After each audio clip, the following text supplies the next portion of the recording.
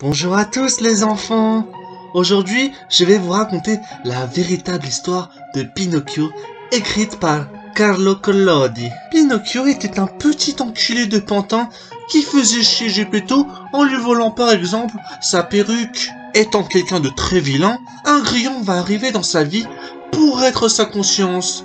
Mais ce gentil Pinocchio va l'écraser et le tuer. Plus tard, le pantin va faire la rencontre du chat et du renard, qui vont le pendre parce que c'était des assassins. Mes enfants, ne pleurez pas, car Pinocchio va tout de même s'en sortir, mais va ensuite aller en prison durant 4 mois à cause des 2 animaux. En parlant d'animal, Pinocchio va aussi être littéralement traité comme un chien à sa sortie de prison. Beaucoup plus tard, Pinocchio va aller au pays des joujoux, comme dans le film, mais cette fois, il va devenir un vrai âne. Il va alors faire des représentations pour un directeur de cirque, jusqu'à se péter les pattes arrière et devenir estropié. Suite à cet accident, le directeur va vouloir le tuer pour sa peau, puis en faire un tambour.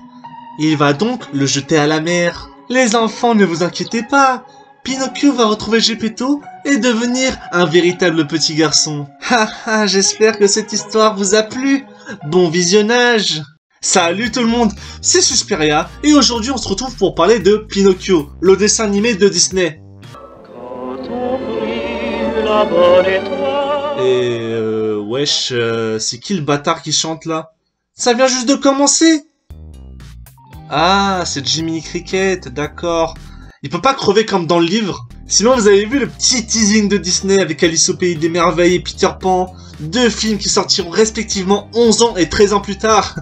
Les enfants à l'époque devaient trop hâte de les voir, un truc de ouf. Attends, Pinocchio est sorti en 1940, en pleine Seconde Guerre mondiale. Ah bah, peut-être qu'ils avaient d'autres préoccupations. Voir un feu de bois aussi chaleureux, pétillant de toutes ses bûches pour personne. Alors que fais-je? J'entre. Eh mais c'est incroyable, c'est la mode chez Disney d'entrer par effraction chez les gens. Il n'y a personne. Ok, ça rentre chez les gens comme as. Ne voyant rien d'inquiétant, je m'installe comme chez moi. Jiminy est entré comme par hasard chez Geppetto, qui venait juste de finir de créer Pinocchio. Donc voilà, ça chante, ça danse, ça me pète les couilles, jusqu'à ce qu'ils aillent se coucher. Oh, quelle joie tu m'apporterais si mon souhait enfin se réalisait. Souhaiter que Pinocchio devienne un vrai petit garçon. Mais frérot, si tu voulais un gosse, fallait baiser.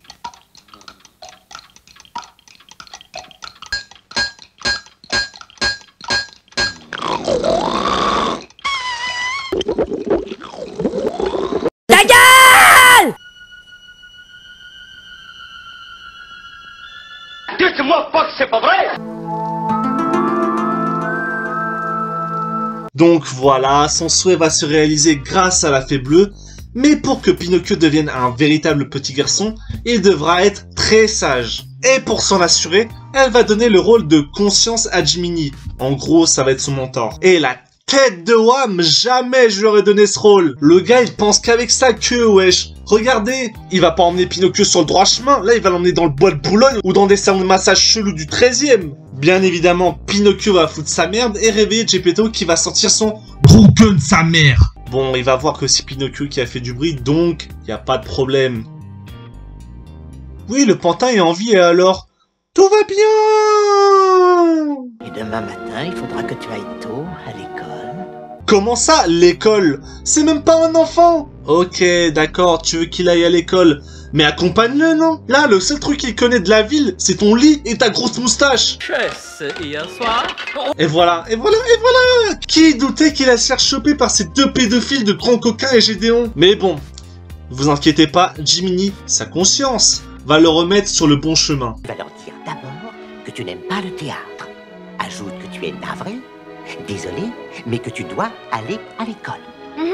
En route pour le théâtre. Ah, ça va bien, merci beaucoup. Au revoir. Au revoir. Hein? Au revoir. Que dois-je faire? Courir le dire à son père. Oh non, ce serait cafardé. Comment ça, ce serait cafardé? Le mec, ils vont l'emmener chez ce gros porc de Stromboli pour devenir une bête de foire? Mais t'es un baiser! la sola marionetta del mondo qui sente e qui danse. Pourquoi il a un accent italien? Le film se déroule en Italie, tout le monde parle normalement, sauf lui. Dis donc Disney, ce serait pas un tout petit peu raciste? Donc voilà, Pinocchio il chante, il fait des danses Fortnite, il fait des TikTok, voilà, normal hein. Il n'a plus du tout besoin de moi. Qu'est-ce qu'un acteur pourrait faire d'une conscience? Je pense vraiment qu'il a lui-même besoin d'une conscience tellement c'est un incapable. Entre-temps, Geppetto se décide enfin à aller chercher Pinocchio. Le boug a quand même préféré préparer le dîner plutôt que d'aller chercher. J'en reviendrai demain matin. Vraiment, demain matin, domani, madre de Dio, retournez chez son père. Sinon, Pinocchio va se faire séquestrer, voilà. Merci Jiminy. En vrai, je dis ça, mais il peut sortir quand il veut. Matez-moi les barreaux. Allez, Jiminy arrive, il va le libérer et il va me faire fermer ma gueule. Jiminy, est-ce que tu abandonnes? Hélas. Tu es en fâcheuse posture. Seul un miracle te sortirait de là. Je ne m'attendais à rien et je suis quand même déçu. À la vue de ce nouvel échec, la Fée Bleue va arriver à régler le problème parce que bon, faut bien qu'il y ait quelqu'un de compétent pour faire avancer l'intrigue. Vous, en ce moment, c'est pas terrible. Ah non, mais ne réfléchissez pas, je vous l'affirme, c'est pas terrible. C'est nul, nul, archi nul, vous êtes des zéros. Autre part, dans une taverne, Grand Coquin et Gédéon font la rencontre du cocher. Une personne très respectable et digne de confiance qui va leur demander d'aller chercher des enfants méchants pour les emmener sur l'île enchantée. Devinez qui ils vont choper. Tiens, Pinocchio.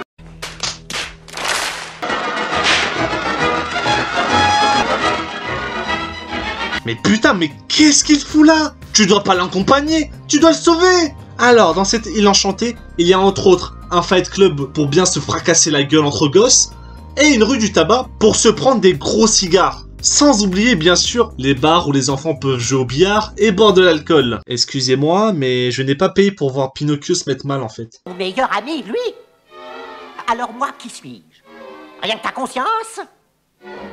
Dans ce cas, fini nous deux. Jiminy, il fait toujours ses responsabilités. C'est Lionel Messi, wesh. La sélection, c'est fini pour moi.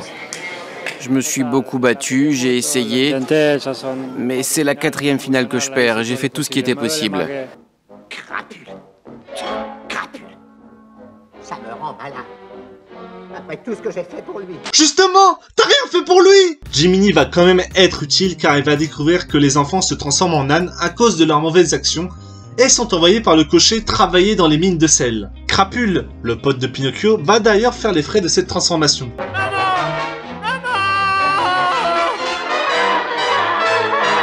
Je rappelle que ce film est pour les enfants, voilà. Pinocchio va réussir à échapper à la transformation et partir de l'île avec Jiminy pour retourner chez Geppetto. Évidemment, il n'y a personne et c'est la Fée Bleue qui, via une lettre, va leur dire où ils se trouvent. La Fée est tellement fatiguée d'eux qu'elle ne vient même plus d'elle-même. Voyons, il dit que il est parti à ta recherche et qu'il a été avalé par une baleine. What? Dégagez le passage! Ouais, bon, voilà, il manquait plus que le suicide. Ils vont alors réussir à le retrouver et à sortir de Monstro. Attention! Blanche! Nous pouvons dire adieu en ce jour funeste à Jiminy, Cléo et Figaro.